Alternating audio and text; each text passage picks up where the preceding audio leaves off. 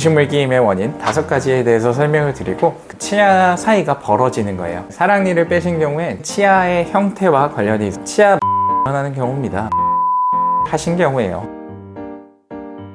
안녕하세요. 경기 광주 스마일미 치과 대표 원장 황인영입니다. 오늘 다뤄볼 주제는요, 치과에 오시는 많은 분들이 굉장히 이것 때문에 많이 불편함을 호소하시게 됩니다. 특히나 식사 후에는 항상 불편하다, 이를 닦는데 피가 많이 나고 힘들다, 이렇게 말씀하시는 경우들도 많이 있어요. 이게 뭐냐면요, 바로 음식물 끼임입니다. 사실 많은 분들이 식사하시면서 음식물이 끼는 거를 한 번씩은 다 경험하시게 될 거예요. 근데 대부분 젊은 분들의 경우는 이렇게 음식물이 끼는 경우가 많지 않은데, 나이가 들면 들수록 음식물이 많이 끼고 불편해 하시는 경우들이 발생하게 됩니다. 그래서 오늘은 이 음식물 끼임의 원인 5가지에 대해서 설명을 드리고 그 해결법에 대해서도 좀 이야기를 나눠보려고 합니다. 첫 번째로 음식물이 많이 끼는 경우는 치아 사이가 벌어지는 거예요. 이런 치아 사이가 벌어지는 원인은 크게 2가지로 나눠볼 수 있는데요. 첫째로는 이 음식물이 한번 끼기 시작했는데 그걸 방치해두고 있어서 음식물이 계속해서 끼어 들어가면서 점점 치아가 벌어지는 증상을 겪게 되실 수 있습니다. 두 번째는 잇몸이 좋지 않아서 치아가 조금 흔들리시는 경우예요. 이렇게 흔들림이 생기는 경우에는 치아의 위치가 조금 이동하게 되는데요, 아랫니와 함께 물리게 되면서 이 잇몸이 좋지 않은 치아가 뒤로 조금씩 밀려나게 되면서 그 사이가 음식물이 끼게 되는 것이죠. 사실 이 2가지는 완전히 분리는 안 되고 같이 이제 복합적으로 나타나는 경우들이 많습니다. 한번 음식물이 껴서 잇몸이 안 좋아지고 그것 때문에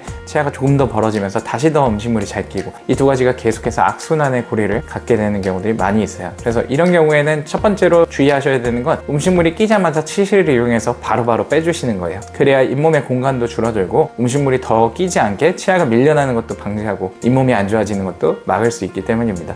만약에 이런 게 좀 증상이 반복된다면 치과에 오셔서 꼭 잇몸 치료 같은 걸 받으면서 잇몸을 조금 더 나아지게 만들어 주시는 게 필요합니다. 두 번째로는 사랑니를 빼신 경우에 치아 사이가 지탱해주던 사랑니가 빠지면서 그 제일 뒤쪽 치아가 뒤로 밀리는 현상을 겪게 되실 수 있다는 점이에요. 사실 사랑니 같은 경우에는 잘 나있고 충치만 없다면 빼지 않는 걸 권해드리는데요, 그 이유는 방금 말씀드린 것처럼 사랑니를 빼고 난 다음에는 간혹 이제 제일 뒤에 치아가 조금씩 뒤로 밀리면서 사이가 좀 벌어지는 현상을 좀 경험하시게 될 수 있어요. 특히 치아가 완전히 벌어진 게 아니더라도 음식물 같은 거 씹을 때 음식물이 꾹꾹 누르는 힘 때문에 살짝 움직이는 것만으로도 음식물이 잘 끼게 될 수 있다는 거죠. 세 번째 원인은 치아의 형태와 관련이 있을 수 있습니다. 우리 치아들은 대부분이 조금씩 엇갈려서 생겨 있어요. 그래서 이 엇갈린 치아들 때문에 치아랑 치아 사이를 그 반대편 치아가 꾹꾹 누르면서 음식물을 밀어 넣을 수도 있습니다. 만약에 이 경우에 좀 많이 심하게 꾹꾹 누르도록 치아 형태가 되어 있는 경우에는 치아를 살짝 다듬어서 좀 누르는 힘이 적게 만들면 음식물이 끼는 걸 조금 더 예방할 수 있습니다. 네 번째는 치아 마모가 일어나는 경우입니다. 치아가 마모가 일어나게 되면 치아들이 평평한 형태로 바뀌면서 원래는 조금 더 면으로 닿고 있던 치아 사이사이가 조금 더 점으로 만나는 형태가 되게 되면서 음식물이 꼈을 때 그 저항력이 약해지는 거죠. 그래서 안쪽으로 음식물이 더 잘 끼게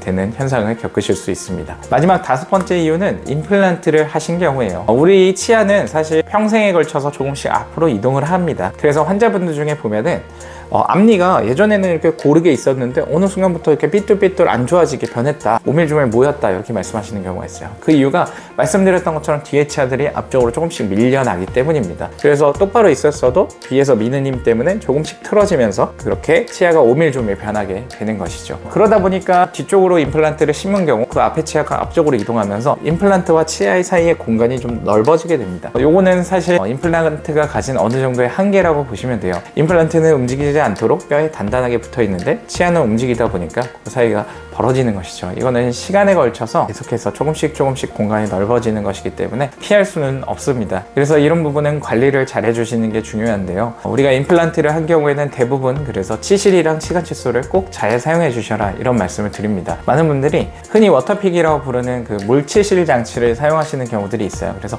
나 그거 굉장히 잘 쓴다, 이렇게 말씀해 주십니다. 사실 그거 도움이 되기는 하는데 치실이나 치간 칫솔 같이 물리적으로 닦아내는 힘이 어느 정도는 필요합니다. 그래서 워터픽만 믿고 청소를 하시기보다는 치실과 치간 칫솔을 꼭 잘 써주시고 그러면서 잇몸 쪽까지 이를 잘 닦아주시는 게 필요해요. 거기다가 임플란트 같은 경우는 임플란트를 하는 원인에 따라서 조금 차이는 있지만 대부분의 경우는 잇몸이 좋지 않아서 치아가 흔들리면서 빼고 임플란트를 하시는 경우들이 많을 거예요. 이렇게 잇몸이 좋지 않아서 빼고 임플란트를 하시는 경우는 기존에 잇몸이 많이 내려와 있기 때문에 그만큼 그 치아 사이의 공간도 더 넓어져 있다고 보시면 됩니다. 음식물이 끼면 관리하기가 더 어려운 게 사실이에요. 그래서 더더욱이 치실과 치간 칫솔을 꼭 잘 써주시는 게 필요합니다. 그리고 정기적으로 치과에 내원을 하셔서 잇몸 치료나 스케일링 이런 것들을 받으시면서 관리를 꾸준히 잘 해주시는 게 중요하죠. 저 같은 경우는 이제 치아 사이가 조금씩 벌어진다고 했을 때 좀 그 정도가 크지 않으면은 앞쪽에 이제 재료를 좀 덧대는 방식으로 조금 더 밀착을 시켜 드립니다. 치과 내부에 지금 기공실이 있기 때문에 요거는 오시면 뭐 한 30분에서 40분 요 정도만 걸리면 앞쪽을 조금 더 메꿔 드리는 건 충분히 가능해요. 다만 이 벌어진 사이가 좀 많이 벌어져 있다라면 재지작이 좀 필요할 수 있어요. 그래서 임플란트는 사실 그 밑에 기둥이 튼튼하게 받쳐주고 있으면 계속해서 바꾸거나 하실 필요는 전혀 없는데, 요 위에 머리 같은 경우에는 봐서 요런 사이가 많이 벌어지고 음식물이 많이 껴서 관리가 잘 안 된다 하면은 한 번씩은 바꿔주시는 게 필요할 수도 있습니다. 오늘은 이렇게 치아 사이에 음식물이 끼는 증상에 대해서 설명을 드렸는데요. 오늘도 제 이야기가 유익하셨다면 구독과 좋아요, 알림 설정 해주시면 제게 큰 힘이 될 것 같습니다. 다음번에도 더 유익한 이야기로 찾아오도록 하겠습니다. 오늘도 들어주셔서 감사합니다.